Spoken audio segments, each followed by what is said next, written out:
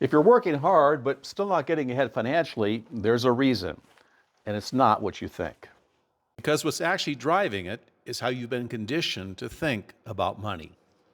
It's not intelligence, it's not luck. The real difference is something psychologists call the millionaire mindset.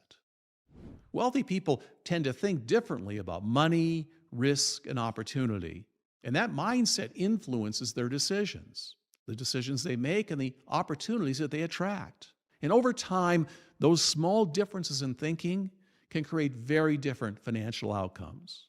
The good news is that mindset isn't something you're born with. It's something you can learn and train. And once you understand how successful people actually think, you'll begin to notice opportunities that most people completely miss. Truly, a new world opens up. If you'd like to explore this for yourself, you can try my workshop free. Just click the link and begin learning the mindset principles that help people build wealth.